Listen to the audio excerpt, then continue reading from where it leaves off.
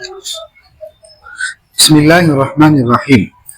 اور آپ صلی اللہ علیہ وسلم نے چاندی کی انگشتری بنوائی تھی اور اس سے مہر لگاتے تھے اور التزام دوام کے ساتھ پہنتے نہ تھے، جیسا کہ حضرت ابن عمر رضی اللہ تعالیٰ عنہما نے روایت کیا ہے۔ اور حضرت انس رضی اللہ تعالیٰ عنہ نے کہا ہے کہ اس کا نگین حبشہ کا تھا۔ شروع بخاری میں مذکور ہے کہ ملک حبشہ کا ایک پتھر تھا یا اس کا رنگ حبشیوں کا سا یعنی سیاہ تھا، اور مہر یمانی یا عقیق تھا۔ اور ان سے یہ بھی روایت ہے کہ آپ کی انگشتری چاندی کی تھی اور اس کا نگین اسی کا تھا۔ میرے نزدیک نگین سے مراد خانہ نگین ہے، یعنی نگین رکھنے کا حلقہ، اور کسی چیز سونے وغیرہ کا نہ تھا جیسا کہ بعضے بنوا لیتے ہیں۔ اور انہی سے ایک روایت میں ہے کہ گویا اس کی سفیدی اور چمک آپ کے ہاتھ میں اس وقت میری نظر میں ہے۔ میں کہتا ہوں کہ ان روایات کا اختلاف باعتبار اختلاف حالات کے ہے۔ خوب بصیرت حاصل کر لو اور خلاف کو چھوڑ دو۔ اور اس انگشتری پر یہ منقوش تھا محمد رسول اللہ، اس طرح سے کہ محمد ایک صدر اور رسول ایک صدر اور اللہ ایک صدر۔ روایت کیا اس کو حضرت انس رضی اللہ تعالیٰ عنہ نے۔ اور جب آپ بیت الخلاء میں جاتے تو انگشتری نکال دیتے اور اس کو جب پہنتے تو داہنے ہاتھ میں پہنتے۔ اور امام بخاری نے اپنی صحیح میں حضرت عبداللہ بن جعفر بن ابی طالب سے نقل کیا ہے، اور حضرت انس رضی اللہ تعالیٰ عنہ، حضرت جابر رضی اللہ تعالیٰ عنہ اور حضرت ابن عباس رضی اللہ تعالیٰ عنہ نے فرمایا ہے کہ آپ داہنے ہاتھ میں انگشتری پہنتے تھے، اور آپ کی تلوار قبیلہ بنی حنیفہ کی ساخت کی تھی، اور اس کی مونٹ کی گھنڈی یعنی تلوار پکڑنے میں جس جگہ پر ہاتھ رہتا ہے اس کے سرے پر جو روک ہوتی ہے وہ چاندی کی تھی، چونکہ وہ ہاتھ سے جدا رہتی ہے اس لیے چاندی کی درست ہے۔ اور جنگ احد میں آپ 2 ذرہیں اور فتح مکہ کے روز آپ خود یعنی آہنی کلہ پہنے ہوئے تھے، اور آپ جب امامہ باندھتے تھے تو اس کو دونوں شانوں کے درمیان میں چھوڑ لیتے تھے۔ اور کتب سیر میں بروایت صحیحہ ثابت ہے کہ آپ کبھی شملہ دونوں شانوں کے درمیان چھوڑتے تھے اور کبھی بے شملہ امامہ باندھتے تھے۔ اور حضرت ابن عباس رضی اللہ تعالیٰ عنہما سے روایت ہے کہ آپ کبھی کلہ بدون امامہ کے اور کبھی امامہ بدون کلہ کے پہن لیتے، اور آپ کے پاس ایک سیاہ امامہ تھا اور آپ نصف ساق تک لنگی باندھتے تھے۔ اور اجازت اس سے نیچے بھی دی ہے، مگر یہ فرما دیا ہے کہ ازار کا ٹخنوں میں کچھ حق نہیں، یعنی ٹخنے سے نہ لگنا چاہیے۔ اور آپ جب بیٹھتے تھے تو زانوں کے گرد ہاتھوں کا حلقہ بنا لیتے، اور آپ مسجد میں ایک پاؤں دوسرے پاؤں پر رکھ کر چیت لیٹتے تھے۔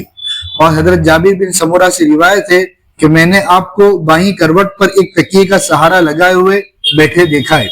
اور حضرت انس رضی اللہ تعالیٰ عنہ نے آپ کو اس حالت میں دیکھا کہ آپ پر ایک کپڑا قطری تھا کہ اس کو بغل کے نیچے سے نکال کر کندھے پر ڈال رکھا تھا، اور لوگوں کو اسی طرح نماز پڑھائی۔ قطر ایک قریہ ہے بحرین کے علاقے میں، وہاں سے چادریں آتی ہے، کپڑا ان کا موٹا ہوتا ہے۔ وصل نوزدہم تتمہ ہشتم وسیزدہم میں۔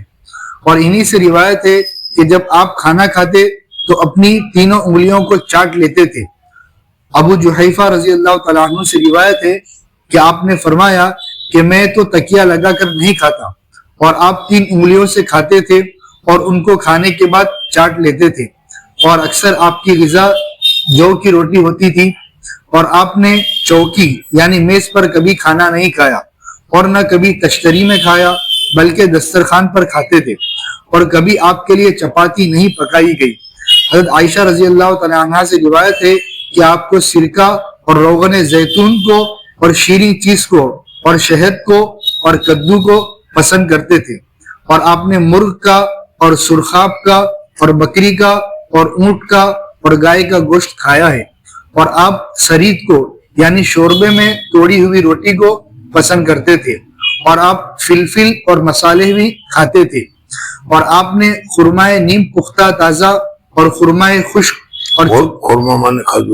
اور چقندر اور حیث یعنی کھجور اور گھی اور پنیر کا مالیدہ بھی کھایا ہے۔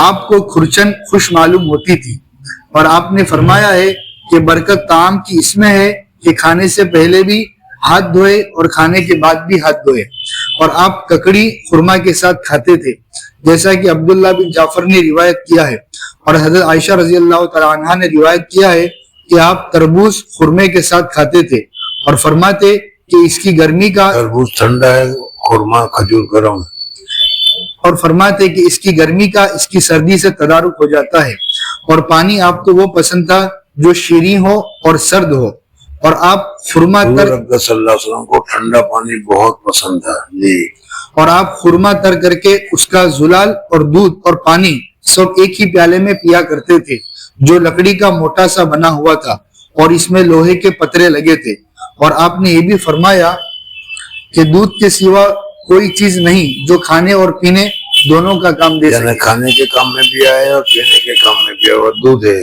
معقولات میں بھی ہے اور مشروبات میں بھی ہے۔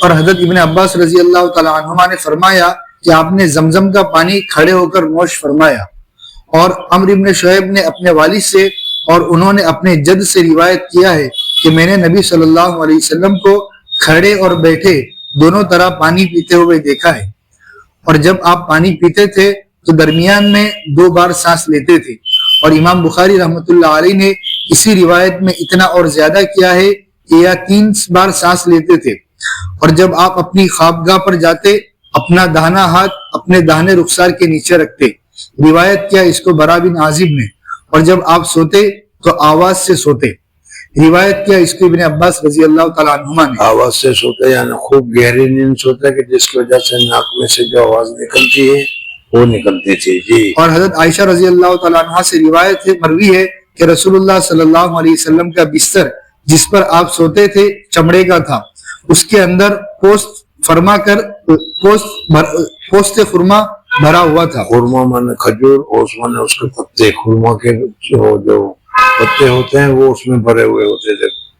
اور حضرت حفصہ رضی اللہ تعالیٰ عنہ نے کہا ہے کہ آپ کا بستر ایک کمبل تھا، ہم اس کو دوہرا کر دیا کرتے تھے اور اس پر آپ سویا کرتے۔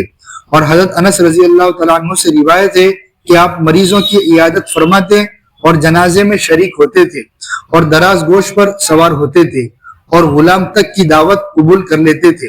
اور غزوہ بنی قریظہ میں آپ ایک دراز گوش پر سوار تھے جس کا لگام پوست خرما کی رسی کا تھا، اور پوست خرما ہی کا بنا ہوا اس کا پالان تھا، اور ان سے ایک روایت ہے کہ آپ زمین پر بیٹھ جایا کرتے تھے اور اپنی بکری کا دودھ نکال لیا کرتے، اور فرمایا کرتے تھے کہ اگر بکری کا دست کھلانے کے لیے میری دعوت کی جائے تو منظور کر لوں۔ اور رسول اللہ صلی اللہ ادنا سے دعوت کے لیے بھی اگر کوئی مجھے بلا دے، بھونا گوشت کھانے کے لیے نہیں، ویسے ہی گوشت کھانے کے لیے بھی بلا دے تو میں دعوت قبول کر لوں گا، یہ مطلب ہے۔ اور رسول اللہ صلی اللہ علیہ وسلم نے ایک پرانے پالان پر حج کیا ہے، اور اس پالان پر ایک کملی تھی جو 4 درہم 1 روپے کی بھی نہ تھی۔ اس پر یہ دعا کرتے تھے کہ اللہ اس کو ایسا حج مبرور بنائیے جس میں نمائش اور قصد شہرت نہ ہو۔ اور حضرت عائشہ رضی اللہ تعالیٰ عنہ سے روایت ہے کہ آپ ہدیہ قبول فرماتے اور اس پر عوض بھی دیتے۔ پیغمبر صرف لمجر لینے دیجیے، درجردی بھی ہوتا تھا جی۔ پیغمبر صلی اللہ علیہ وسلم صرف لمجر لے جانتے ہیں، جزاک اللہ بس جی۔ پیغمبر صلی اللہ علیہ وسلم نے فرمایا کہ مجھ پر ایک بار 30 رات دن اس حالت میں گزرے ہیں کہ میرے پاس کوئی کھانے کی چیز نہ تھی جس کو کوئی جاندار کھا سکے، بجز اتنی مقدار قلیل کے جو بلال کی بغل میں آ جاتا تھا۔ روایت کیا اس کو حضرت انس نے، اور حضرت انس نے یہ بھی کہا ہے کہ آپ کے پاس کبھی گوشت روٹی کی قسم سے صبح کا یا شام کا کھانا جمع نہیں ہوا، یعنی صبح کو بھی روٹی اور گوشت کھایا ہو اور شام کو بھی روٹی اور گوشت کھایا، دونوں وقت روٹی اور گوشت کھایا ہو، ایسا کوئی اتفاق نہیں ہوا جی، بجز اس کے کہ کھانے سے کھانے والے ہی زیادہ ہوتے۔ وصل بستم آپ کی وفات شریف میں۔ اور حضرت انس رضی اللہ تعالیٰ عنہ سے روایت ہے کہ آخری زیارت جو مجھ کو حضور صلی اللہ علیہ وسلم کی ہوئی وہ اس طرح کہ آپ نے مرض وفات میں 2 شنبہ کے دن پردہ اٹھا کر دیکھا، اس وقت میں نے آپ کا چہرہ مبارک دیکھا جیسے قرآن مجید کا ورق پاک صاف ہوتا ہے۔ صلی اللہ علیہ وسلم بیمار ہو گئے، اور بیمار ہونے کی پوری تفصیل پہلے تمہارے سامنے گزری تھی کہ حضور صلی اللہ علیہ وسلم قبرستان گئے تھے کسی کو دفن کرنے کے لیے، وہیں سے حضور صلی اللہ علیہ وسلم کو سر میں درد کی تکلیف شروع ہوئی، ادھر گھر آئے تو حضرت فاطمہ حضرت عائشہ صدیقہ رضی اللہ تعالیٰ عنہ کو بھی سر میں درد ہو رہا تھا، سر دکھ ہو رہا تھا. حضرت عائشہ صدیقہ رضی اللہ تعالیٰ عنہ نے کہا کہ وار آسا او مارو ماتھو، سمجھ میں آئے نے، او سر میں درد ہو رہا. تو حضور صلی اللہ علیہ وسلم نے مزان کہا گھبراتی کیوں ہے، اگر مر گئی تو غسل دوں گا، کفن دوں گا، اپنے ہاتھ سے تمہیں دفن کروں گا. حضرت عائشہ صدیقہ رضی اللہ تعالیٰ نے جواب دیا کہ آپ تو یہی چاہتے ہیں کہ میں مر جاؤں اور شام تک میں دوسری لاوے. پھر اس کے بعد حضور اکرم صلی اللہ علیہ وسلم نے فرمایا کہ میرا بھی سر بہت دکھ رہا ہے. یہاں یہ شروعات ہے حضور صلی اللہ علیہ وسلم کی بیماری کی.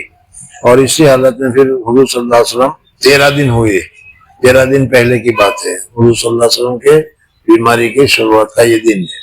اور پھر اس کے بعد حضور صلی اللہ علیہ وسلم کو سر میں تکلیف ہوتی رہی، سر میں درد ہوتا رہا. اور حضرت ابو بکر رضی اللہ تعالیٰ عنہ نے حضور صلی اللہ علیہ وسلم کی وفات کے بعد آپ کا بوسہ لیا، اپنا منہ تو آپ کی دونوں آنکھوں کے درمیان رکھا اور ہاتھوں کو آپ کی کلائیوں پر رکھا اور یہ الفاظ کہے ہائے نبی، ہائے صفی، ہائے خلیل. اور سفیان بن عیینہ جعفر بن محمد سے اور وہ اپنے والد سے روایت کرتے ہیں کہ رسول اللہ صلی اللہ علیہ وسلم نے 2 شنبہ کے روز وفات فرمائی. سو اس دن اور 6 شنبہ کی شب اور 6 شنبہ کے دن آپ کے دفن میں بوجہ غلبہ غم و حیرت درباز امور و انتظام اجتماع مسلمین توقف ہوا. پھر شب کو آپ کو دفن کیے گئے. آخری شب میں پھاوڑوں کی آوازیں کھودنے کی حالت میں سنی جاتی تھی. اور عبد الرحمن بن عوف نے کہا ہے کہ 2 شنبہ کو وفات ہوئی اور شنبہ 6 شنبہ میں دفن کیے گئے. ابو عیسیٰ ترمذی رحمۃ اللہ علیہ نے اس روایت کو غریب یعنی متفرد کہا ہے. میں کہتا ہوں کہ صحیح یہی ہے کہ آپ شب 4 شنبہ میں دفن ہوئے. وصل 20 و یکم شب 4 شنبہ تو کیا ہوا؟ شنبہ مانے سنیچر، یک شنبہ مانے اتوار، 2 شنبہ مانے پیر. پیر کو حضور صلی اللہ علیہ وسلم کا انتقال ہوا، پیر گزر گیا، پھر رات آئی، یہ 6 شنبہ ہوا اور 6 شنبہ کا پورا دن گزر گیا، پھر رات گزر گئی، پھر 4 شنبہ آیا. پھر 4 شنبہ میں کب دفن ہوئے؟ 4 شنبہ میں بھی رات کو دفن ہوئے. تو 2 دن حضور صلی اللہ علیہ وسلم بغیر دفن کے رہے. اس روایت سے یہ معلوم ہوا. جی وصل 20 و یکم تتمہ وصل ہفتم میں. اور رسول اللہ صلی اللہ علیہ وسلم نے فرمایا ہے کہ میری آنکھیں سو جاتی ہے اور میرا دل نہیں سوتا. اور یہ بھی فرمایا کہ میں شب اس حالت میں بسر کرتا ہوں کہ میرا رب مجھ کو کھلا پلا دیتا ہے. اور یہ بھی فرمایا کہ مجھ کو نسیان نہیں ہوتا لیکن نسیان کرا دیا جاتا ہے تاکہ اس کے متعلق احکام سنت قرار پاوے. اور یہ بھی فرمایا کہ میں اپنے پیچھے سے بھی ایسا ہی دیکھتا ہوں جیسا اپنے آگے سے دیکھتا ہوں. اور آپ ہمیشہ دل سے بیدار رہتے تھے اور باوجود اس بیدار دلی کے آپ کی نماز فجر کا قضا ہو جانا ایک حکمت الہی کے سبب سے تھا جو اس امر کو مقتضی ہوئی کہ قضا کا حکم امت پر ظاہر ہو جائے. وصل 20 و دوم آپ کے مزاح میں. اور آپ نے یہ بھی فرمایا کہ میں خوش طبعی تو کرتا ہوں مگر اس میں بھی بات سچ ہی کہتا ہوں. مذاق کے معنی خوش طبعی، خوش ہنسی مذاق. لیکن حضور صلی اللہ علیہ وسلم یعنی پہلے تو یہ کہ ہنسی مذاق کرنا یہ بھی خوش خلقی میں، اچھی عادت میں، اچھی چیزوں میں شامل ہے یا نہیں ہے. موجودہ زمانے کے حضرات جو ہیں وہ ہنسی مذاق کو ناپسند کرتے ہیں، خوش مزاجی میں نہیں سمجھتے. اسی وجہ سے جو بڑے حضرات ہیں سمجھنا یا حاکم ہیں وہ خوش مزاجی کو پسند نہیں کرتے. لیکن ان کا یہ پسند نہ کرنا یہ صحیح نہیں ہے. حضور اکبر صلی اللہ علیہ وسلم خوش مزاجی کو پسند کرتے تھے اور حضور اکبر صلی اللہ علیہ وسلم خوش مزاجی میں بھی، ہنسی مذاق میں بھی اگر کوئی بات کہتے تھے تو غلط نہیں کہتے تھے، بالکل صحیح کہتے تھے. سمجھ میں جیسے ایک بڈھا آیا اور اس نے حضور صلی اللہ علیہ وسلم سے، ایک بڈھی عورت آئی اور اس نے حضور صلی اللہ علیہ وسلم سے کہا کہ یا رسول اللہ صلی اللہ علیہ وسلم میرے لیے دعا کیجیے کہ میں جنت میں جاؤں. تو حضور اکبر صلی اللہ علیہ وسلم نے فرمایا کہ بڑھیا جنت میں نہیں جائے گی. وہ بیچاری ناراض ہو گئی، یعنی تم بوڑھی ہونے کی حالت میں نہیں جاؤ گی، جوان بن کر جاؤ گی. جو بھی جنت میں جائے گا وہ جوان بن کر جائے گا. تو حضور صلی اللہ علیہ وسلم کی مجاز یا مذاق ایسا ہوا کرتا تھا. ہم لوگ جس طریقے سے مذاق اڑاتے ہیں اس طریقے سے بے سر و پا حضور صلی اللہ علیہ وسلم کا مذاق نہیں ہوتا تھا. جی. اور آپ صلی اللہ علیہ وسلم نے یہ بھی فرمایا کہ میں خوش طبعی تو کرتا ہوں مگر اس میں بھی بات سچ ہی کہتا ہوں. سو آپ مؤمنین سے ان کا دل خوش کرنے کے لیے کبھی کبھی خوش طبعی بھی فرمایا کرتے تھے. جیسے آپ نے ایک اعرابی سے جس نے سواری کے لیے جانور مانگا تھا، اس نے سواری سے لیے جانور مانگا تو حضور اکرم صلی اللہ علیہ وسلم نے فرمایا تجھے میں اونٹ کا بچہ دوں گا. اب اس نے کہا کہ یا رسول اللہ بچے کو لے کر میں کیا کروں گا؟ تو حضور صلی اللہ علیہ وسلم نے فرمایا کہ جو اونٹ ہے وہ بھی تو بچہ ہے کہ نہیں. تو اس طریقے سے حضور صلی اللہ علیہ وسلم مذاق فرمایا کرتے تھے. جس نے سواری کے لیے جانور مانگا تھا فرمایا تھا کہ میں تجھ کو اونٹنی کے بچے پر سوار کروں گا. وہ سمجھا کہ تکلم کے وقت جو بچہ ہے اس پر سوار کرنا مراد ہے، اسی لیے کہا کہ میں بچے کو کیا کروں گا. آپ کے جواب سے معلوم ہو گیا کہ بے اعتبار ماضی کے جو بچہ تھا وہ مراد ہے. اور جیسے آپ نے ایک بڑھیا عورت سے فرمایا تھا کہ جنت میں کوئی بڑھیا نہ جائے گی، اور جب وہ گھبرائی تب آپ کے جواب سے ظاہر ہو گیا کہ مطلب یہ ہے کہ جانے کے وقت کوئی بڑھیا نہ رہے گی، سب جوان ہوں گی. وصل بیست و سوم تتیمہ وصل ہفتم و بستم و دوم میں. اور آپ افضل الانبیاء اور خاتم المرسلین تھے، اور حضرت عیسیٰ علیہ السلام احکام شرعیہ میں آپ کا اقتداء کریں گے. مصنف رحمۃ اللہ تعالیٰ علیہ اس مسئلے میں یہ بتاتے ہیں کہ حضور اکرم صلی اللہ علیہ وسلم تمام انبیاء کے سردار ہیں. ظاہر بات ہے حضور صلی اللہ علیہ وسلم نے تمام انبیاء کی امامت بھی کی ہے. اللہ تبارک و تعالیٰ نے سب سے اونچا درجہ بھی دیا ہے. اللہ تبارک و تعالیٰ کے محبوب رب العالمین بھی ہے، رحمت للعالمین بھی ہے، اور حضور اکرم صلی اللہ علیہ وسلم کا درجہ سب سے زیادہ اونچا ہے. اب اس کے بعد حضرت عیسیٰ علیہ الصلوۃ والسلام آئیں گے تو حضرت عیسیٰ علیہ الصلوۃ والسلام نبی ہوں گے کہ نہیں؟ ایک مرتبہ جب آدمی کو نبوت دے دی جاتی ہے تو وہ پرماننٹلی ہوتی ہے. اس لیے حضرت عیسیٰ علیہ الصلوۃ والسلام نبی تو ہوں گے، لیکن جب عمل کریں گے تو حضور اکرم صلی اللہ علیہ وسلم کے مسائل، حضور اکرم صلی اللہ علیہ وسلم کی شریعت کے مطابق وہ عمل کریں گے. اور حضرت امام ابو حنیفہ رحمۃ اللہ علیہ کے ماننے والے کہا کرتے ہیں کہ حضرت عیسیٰ علیہ السلام آخری زمانے میں آئیں گے تو امام ابو حنیفہ رحمۃ اللہ تعالیٰ علیہ کے مسائل کے مطابق عمل کریں گے اور امام ابو حنیفہ کی اقتداء کریں گے. امام ابو حنیفہ کے تو اقتداء نہیں کریں گے، اس لیے کہ کہاں امام ابو حنیفہ اور کہاں امام حضرت عیسیٰ علیہ السلام. لیکن حضرت عیسیٰ علیہ السلام جو اجتہاد کریں گے، مسائل کو تخریج کریں گے، مسائل کو نکالیں گے، وہ مسائل اسی سنت طریقہ کے مطابق نکالیں گے جس طریقے پر حضرت امام ابو حنیفہ رحمۃ اللہ علیہ نے نکالے ہیں. اس لیے امام ابو حنیفہ کا جواب اور حضرت عیسیٰ علیہ السلام کا جواب یکساں ہوگا. سمجھنا گیا؟ یہ ہمارے لیے احناف کے لیے بہت ہی مسرت کی بات ہے کہ حضرت امام ابو حنیفہ رحمۃ اللہ علیہ کے جو مسائل کی تخریج ہے وہ سنت کے عین مطابق ہے. جی. وصل بیست و چہارم آپ صلی اللہ علیہ وسلم کے بعض عوارض بشریت کے ظہور اور اس کی حکمت میں، اور آپ کو بھی مثل دوسرے انسانوں کے شدائد جھیلنے کا اتفاق ہوا ہے تاکہ آپ کا ثواب مضاعف ہو اور درجات بلند ہو. بس آپ کو مرض بھی ہوا اور درد وغیرہ کی شکایت بھی ہوئی، اور آپ کو گرمی اور سردی کا اثر بھی ہوا اور بھوک پیاس بھی لگی، اور آپ کو موقع پر غصہ اور انقباض بھی ہوا، اور آپ کو ماندگی اور خستگی بھی ہوتی تھی، اور کمزوری اور پیری بھی ہوئی، اور سواری پر سے گر کے آپ کے خراش بھی ہو گیا، اور جنگ احد کے دن کفار کے ہاتھ سے آپ کے چہرے اور سر میں زخم بھی ہوا، اور کفار طائف نے آپ کے قدم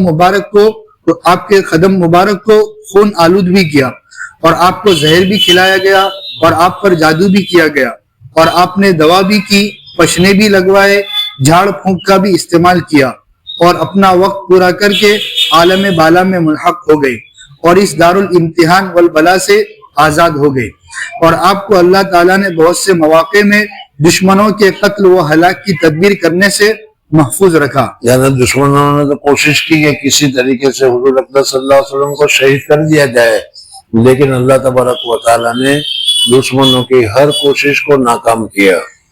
حتیٰ کہ یوم احد میں جب بدر بن کما نے آپ پر پتھر چلایا اور اس سے آپ کا رخسار مبارک زخمی ہو گیا، اس وقت آپ کو اللہ تعالیٰ نے بچایا، اور جب آپ جبل سور کی طرف پوشیدہ تشریف لے گئے اس وقت قریش کی آنکھوں پر پردہ ڈال دیا اور حضور غورت صلی اللہ علیہ وسلم گھر میں سے نکلے تھے اور باہر سب پورا گھر کیا کافروں نے احاطہ کر لیا تھا اور طے کر لیا تھا کبھی سب کے سب ہم داخل ہو کر حضور صلی اللہ علیہ وسلم کو قتل کریں گے۔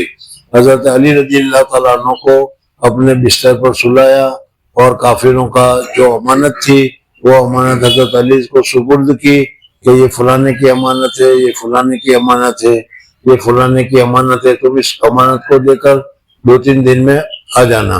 اور اس وقت حضور صلی اللہ علیہ وسلم جب نکلے ہیں تو چاروں طرف کافر ہیں اور تیار ہیں، وہ دیکھ رہے ہیں، لیکن حضور صلی اللہ علیہ وسلم نے وہ پڑھ کر دم کر کے پھونک مارا، اللہ تبارک و تعالیٰ نے پردہ کر لیا، کسی کو پتہ بھی نہیں چلا کہ حضور صلی اللہ علیہ وسلم نکل گئے۔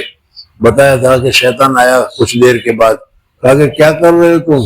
کہا کہ ہم ابھی انتظار کر رہے ہیں، ابھی جا رہے ہیں، بستر پر کوئی ہے۔ حضور صلی اللہ علیہ وسلم ہے وہی سمجھے تھے۔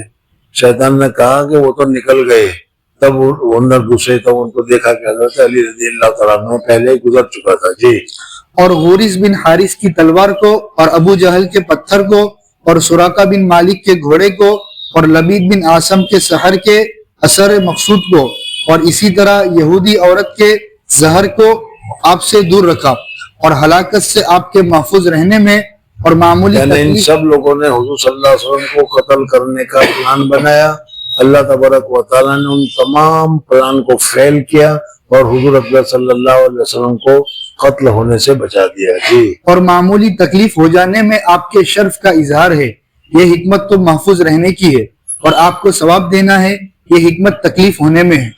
اور یعنی یہ کہتا کہ بھائی ایسا تھا تو تکلیف بھی، سر میں درد بھی ہوا، بیماری ہو گئی، یہ کیوں؟ تو کہا کہ اس وجہ سے کہا کہ حضور صلی اللہ علیہ وسلم کو جیسے مسلمان کو جب کسی چیز کی اذیت ہوتی ہے اور وہ صبر کرتا ہے تو اس کے اوپر اس کو صبر ملتا ہے، ثواب ملتا ہے، تو اس طریقے سے حضور اکبر صلی اللہ علیہ وسلم بھی صبر کرے تو حضور صلی اللہ علیہ وسلم کو بھی ثواب ملے، درجات عالیہ ملے، اس وجہ سے ہوتا ہے۔ جی۔ اور نیز اس لیے بھی تکلیف ہوئی تاکہ آپ کے بارے میں معجزات و عجائب کے ظاہر فرمانے کے سبب لوگ ضلالت میں نہ پڑ جاوے، یعنی اگر جسمانی تکلیف نہ ہوتی تو شاید یعنی یہ کہنا چاہ رہے تھے کہ جسمانی تکلیف نہ ہو تو ہو سکتا ہے کہ لوگ ان کو اللہ یا اللہ کے برابر سمجھنے لگے، اس وجہ سے حضور صلی اللہ علیہ وسلم کو جسمانی تکلیف ہوئی، بھوک لگی، سر میں درد ہوا، تاکہ معلوم ہو کہ اللہ تبارک و تعالیٰ کو خدا کو یہ نہیں ہوتا، اس لیے حضور صلی اللہ علیہ وسلم خدا نہیں ہے، یہ کہنا چاہ رہے ہیں۔ جی۔ یعنی اگر جسمانی تکلیف نہ ہوتی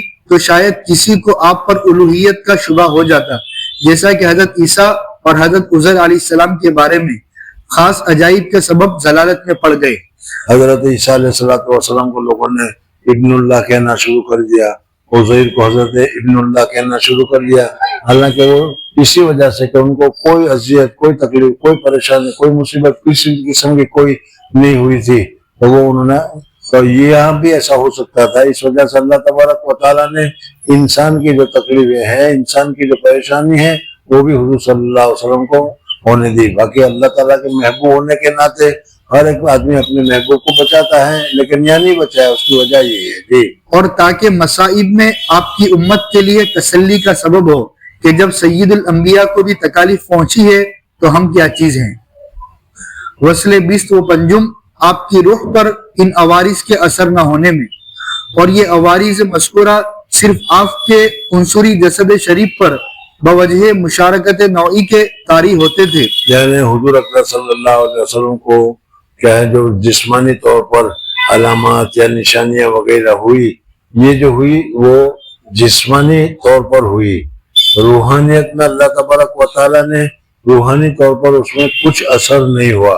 بخار آیا بخار، سر میں درد ہوا، لیکن کیا ہے نماز میں کمی ہوئی ہو، قرات میں کمی ہوئی ہو، اللہ کی یاد میں کمی ہوئی ہو، ایسا کچھ نہیں ہوا۔ جی۔ رہا آپ صلی اللہ علیہ وسلم کا قلب مبارک سو و تعلق بالقلب سے منزہ، مقدس اور مشاہدہ حق میں مشغول تھا، کیونکہ آپ ہر آن ہر لحظہ اللہ ہی کے ساتھ، اللہ ہی کے واسطے، اللہ ہی میں مستغرق اور اللہ ہی کی معیت میں تھے، حتیٰ کہ آپ کا کھانا پینا، پہننا، حرکت، سکون، بولنا، خاموش رہنا सब अल्लाह ही के वास्ते और अल्लाह ही के हुक्म से था। वमा यंतक़ु अनिल हवा इन हुवा इल्ला वह्युन यूहा। अल्लाह तबारक व तआला जो फरमाते हैं वही हुजूर सल्लल्लाहु अलैहि वसल्लम बोलते हैं। जी, चुनांचे इरशाद खुदावंदी है और आप नफसानी ख्वाहिश से कुछ नहीं बोलते। वमा यंतक़ु अनिल हवा, ये सब वही है जो आप पर नाजिल की जाती है। अल्लाह ताला आप पर और आपके आल व असहाब पर क़यामत तक रहमत कामिला नाजिल फरमाता रहे। ये जो कुछ लिखा गया है मुतव्वलात का इजमाली मजमून है, इसको याद रखो, क्योंकि इस पर बजुज़ उलमाए मुहक्किकीन के और वो भी कुतुब और दफातिर कसीरा के ततब्बु के बाद हर शख्स मुत्तले नहीं हो सकता। ये मुफ्ती इलाही बख्श साहब हैं, जैसे हजरत शेख के गाँव के, उनके क्या है लिस्टों में होते हैं ऊपर के। उसके बाद हजरत शेख का तो जमाना आया है। उन्होंने ये सीरत के मुतालिक जो अभी हुजूर सल्लल्लाहु अलैहि वसल्लम की जो सीरत बताई वो खुद उन्होंने लिखी थी, जिसको हजरत थानवी रहमतुल्लाह ताला अलैह ने अपनी इस किताब में जमा किया। हजरत फरमाते हैं कि बहुत ही इख्तिसार के साथ और बहुत ही खुलासे के साथ ये चीजें मैंने तुम्हारे सामने जिक्र की है, इसको याद कर लो, उसको अच्छी तरीके से समझ लो, इसलिए कि बड़ी बड़ी किताबों में बहुत तफसीलात है और इख्तिलाफात वगैरह भी कुछ है, लेकिन हमने उन सबको निकाल कर जो एक बिल्कुल शहद की तरह मीठा सा जाम है वो मैंने आप लोगों को दे दिया है। अब इसको अच्छी तरीके से याद रखना तुम्हारा काम है। और हमने ऐसा नाफे फौरी और दिल पसंद शेरी बख्श मजमुआ तुमको नापसंद फौरी और ऐसा शीरी बख्श शीरी मीठा मजमुआ तुमको दे दिया जिसको बहुत कलील मुद्दत में जब्त कर सकते हो। ए अल्लाह, इसके पढ़ने वाले को और लिखने वाले को और सुनने वाले को और याद करने वाले को और किसी के सामने नकल करने वाले को और तालीफ करने वाले को और तर्जमा करने वाले को बख्श दीजिए, आमीन। और हम चंद अबियात पर इसको खत्म करते हैं जो आपके दरबार शरीफ में बतौर तोहफा के भेजे जाते हैं। दस्तगीरी कीजिए मेरे नबी, कश्मकश में तुम ही हो मेरे नबी। जुज तुम्हारे है कहाँ मेरी पना, फौज कुलफत मुझ पे गालिब हुई। इब्ने अब्दुल्ला जमाना है खिलाफ, ए मेरे मौला खबर लीजिए मेरी। कुछ अमल है और न ताअत मेरे पास, कुछ अमल है न ताअत मेरे पास, अमल भी नहीं है ताअत भी नहीं है मगर दिल में मोहब्बत आपकी। मैं हूँ बस और आपका दरिया रसूल, अब्र गम घेरे न मुझको फिर कभी। ख्वाब में चेहरा दिखा दीजिए मुझे और मेरे ऐबों को कर दीजिए खफी। दरगुजर करना खताओ ऐब से सबसे बढ़कर है ये खसलत आपकी। सब खलाइक के लिए रहमत है आप, खास कर जो है गुनहगारो गवी। काश हो जाता मदीने की खाक में, नाल बोसी होती काफी आपकी। आप पर हूँ आप पर हो रहमत बे इंतहा, हजरत हक की तरफ से दाइमी। जिस कदर दुनिया में है रेत और सांस, और भी है जिस कदर रुईदगी, और तुम्हारी आल पर असहाब पर ताबकाए उम्र दार उखरवी। मिनर रोज, तुम खैरुल खल्क के औसाफ को मेरे मदाह में देखोगे गोया वो नक्शो निगार है, जबकि उस पर धारीदार कपड़ा फख्र करता है। यानी जिस तरह उस कपड़े की जीनत नक्शो निगार से होती है, इसी तरह कलाम मदही की जीनत आपके औसाफ से है। आप मोहसिन है, शफीक है, रहीम है। जीनत दी है आपको ऐसे अखलाक ने जो मिसले बादे बहारी के मुफर्रा है। न आप दुरुस्त खू हैं और न तंग अखलाक हैं। आप हया में उस पर्दा नशीन कुंवारी लड़की से भी ज्यादा पाए जाते हैं जो अपने पर्दे में रहती है, उसको हया ने जीनत दी हो। तमाम अंबिया अलैहिस्सलाम से अखलाक और मुअज्जज़ा और रुतबे में फाइक हो गए हैं, तो अगर सब मौजूद हो तो हक तकदीम आप ही के लिए हो। आप सूरत जिस्मानिया में भी मुकम्मल है कि कोई खल्क आपके मुशाबे नहीं, कोई खुल्क आपके मुशाबे नहीं। आप में एतदाल था, न तूल था, न कोताह कामती थी। आपके सफेद मंजर रंग में सुर्खी दमकती थी और आपका चेहरा मिसले चांद के था। आप कुशादा पेशानी थे और बारीक अबरू सुरमगी चश्म कि आपके हुस्न से निगाह सैर न होती थी। सुबुक रुखसार थे, खुशनुमा और खंदान दांत थे। दांतों के दरमियान रेखें थी और वो दांत रोशन थे। उनके रूबरू मोती की क्या हकीकत थी। बुलंद बीनी और बारीक बीनी, दराज गर्दन और रोशन गर्दन उस चांदी के मिस्र थी जो साफ की हुई हो, जिसमें मैल न रहा हो। गंजान दाढ़ी वाले थे जिसने आपके हुस्न को और जीनत दे दी, जैसा हुजूर सल्लल्लाहु अलैहि वसल्लम के सर चेहरे मुबारक पर बाल जो थे वो घने थे, भरे हुए थे। जैसा नाजुक अंदाम औरत की आंखों को आंख की सफेदी और सियाही की तेजी रौनक देती है। सर पर बाल रखते थे जो कानों तक पहुंचते थे और मुअत्तर थे मिसले मुश्क के रंग में और खुशबू में जब वो खुशबू फैलती थी। आपके जोड़बंद बड़े थे और सीना फराख और वसी था।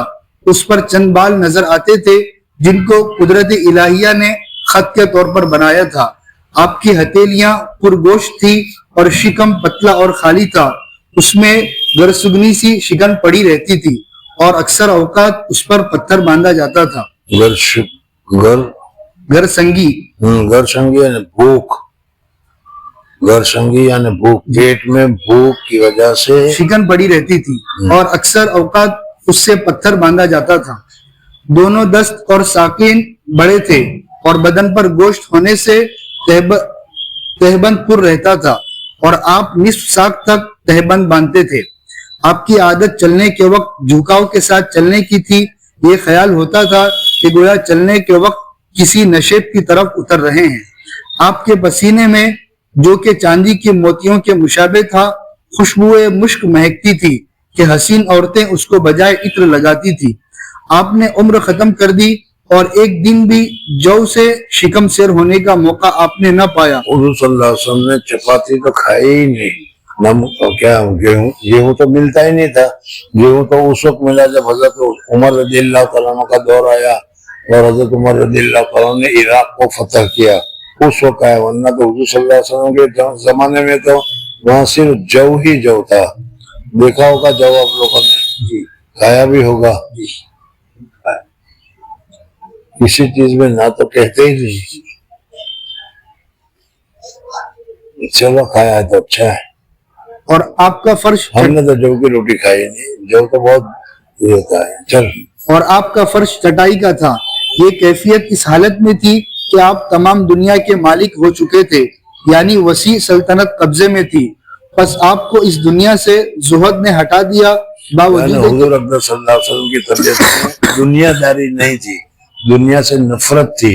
इसलिए दुनिया सारी होने के बावजूद, हुकूमत सारी होने के बावजूद, पैसे सारे होने के बावजूद दुनिया की तरफ हुजूर सल्लल्लाहु अलैहि वसल्लम का मैलान और ध्यान था ही नहीं। जी, आप कपड़े को पैबंद लगा लेते थे और बकरी का दूध निकाल लेते थे और साहिब इफलास को कभी आपने हकीर नहीं समझा और घर में झाड़ू दे लेते थे और अपना जूता ढांट लेते थे और अगर कोई आपकी दावत करता तो मंजूर फरमा लेते और पहलू तही नहीं फरमाते थे। फिर पर इसको और घर में झाड़ू दे लेते थे। किस किस ने दिया है? अपने घर में, और दूसरों ने हाथ क्यों नहीं उठाए? चल, गाड़ दिया। फिर और अपना जूता घाट लेते थे। और अपना जूता गांठ गांठ गांठ होगा, घाट लेते थे, गांठ होगा, गांठ लेते थे। हाँ, गांठ के माने उर्दू में कहते हैं जूता सी लेना। तो भी सबने क्या होगा? चलो। और अगर कोई आपकी दावत करता तो मंजूर फरमा लेते थे और पहलू तही नहीं फरमाते थे। आपके लिए बुराक था और घोड़े थे कि उन पर आप सवार होते थे और शुतुर भी, इसी तरह खच्चर और दराज गोश पर भी। किसी खाने में आपने ऐब नहीं निकाला। माँ आबत आमन कब, तो हुजूर सल्लल्लाहु अलैहि वसल्लम ने खाने में कभी ऐब नहीं निकाला, ये अच्छा नहीं है, ये अच्छा नहीं लगता, ये अच्छा नहीं है। जो पेश किया, अगर पसंद आया तो खा लिया, नहीं पसंद आया तो उठ गए। लेकिन ये नहीं कहा हाँ, दाल में अच्छी नहीं है, दाल में पानी ज्यादा है। जी, किसी खाने में आपने ऐब नहीं निकाला जो कुछ आपके सामने ले आए, और न किसी लिपटने वाले साई को आप झिड़कते थे। आप अपने कर्म से खतावार की खता को माफ फरमा देते और दरगुजर फरमाते, और जो कोई उज्र करता हुआ आता आप उसका उज्र कबूल फरमाते। और आप गुस्सा न करते थे मगर दो हालतों में, یا تو اللہ تعالیٰ کی ممنوع کی ہوئی چیزیں ارتکاب میں آتے ہوئے کوئی گناہ کا کام کر رہا ہے تو اس گناہ سے بچنے کے لیے یا کسی کی پردہ دری کی جاتی. کسی کا وہ عیب کھولا جاتا تو غصے ہوتے اور منع کرتے کہ یہ کام مت کرو. جی آپ کے پاس کوئی ایسا سائل نہیں آیا جو آپ کے دستے مبارک کی عطا کی امید رکھتا ہو مگر وہ ایسی حالت میں واپس گیا کہ اس کے ہاتھ میں ثروت ہوتی اور وہ ثروت میں مشہور ہوتا, یعنی اس لیے خوب دیتے تھے جس سے اس کی ثروت ظاہر ہو جائے. آیا تھا اس وقت تو وہ فقیر تھا, لیکن جب حضور صلی اللہ علیہ وسلم کے پاس سے گیا حضور اکرم صلی اللہ علیہ وسلم نے اس کو اتنا دیا کہ وہ گویا کہ وہ غنی کے درجے میں آ گیا, مالداروں کے درجے میں آ گیا, زکوٰۃ اس کے اوپر فرض ہو گئی, اس درجے میں آ گیا. جی فصل 22 آپ صلی اللہ علیہ وسلم کے بعض معجزات میں اگر نظر صحیح سے کام لیا جاوے تو آپ کے معجزات ضبط و احصاء سے متجاوز ہیں. حضور اکرم صلی اللہ علیہ وسلم معجزہ کہتے ہیں کہ وہ کام جو انسان اپنے طور پر اس کو پورا کرنے میں یا انسان اس کو اپنے پورے طور پر اس کو ظاہر کرنے میں معذور ہو, نہیں کر سکتا. ہو سمجھنا کسی انسان کے بس میں ہے ہی نہیں کہ اس کام کو پورا کرے. ایسا کام اللہ جل جلالہ و من والہ اپنے نبی کے اعجاز میں, اپنے نبی کے ثبوت میں کہ دیکھو یہ میرا نبی ہے, اس وجہ سے اس کے اعجاز میں یا اس کی مدد میں یہ کام کر دیتا ہوں. آج کون ہے اتنی ساری ٹیکنالوجی کے باوجود ہے کوئی کہ چاند کے 2 ٹکڑے کر دے, لیکن حضور اکرم صلی اللہ علیہ وسلم کے ایک انگلی کے اشارے سے چاند کے 2 ٹکڑے ہو گئے. حضور صلی اللہ علیہ وسلم کا معجزہ ہے.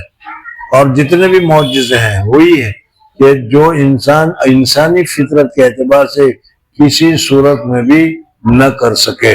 جی کیونکہ آپ کا ہر قول, ہر فعل, ہر حال باعتبار تضمن حکم و مصالح و اسرار کے خارق عادت ہوتا ہے, اور ظاہر ہے کہ اقوال و افعال و احوال کے تمام جزئیات کا حصر عادتاً ناممکن ہے اور نہ واقع ہوا ہے, اور ان حکمتوں کا علم تفصیلاً عرفاء و حکماء الہی کے صدور و قلوب میں القاء ہوتا ہے, اور اجمالاً کتب اسرار شریعت میں مثل تصنیفات امام غزالی و امام شعرانی و شاہ ولی اللہ جستہ پائے جاتے ہیں.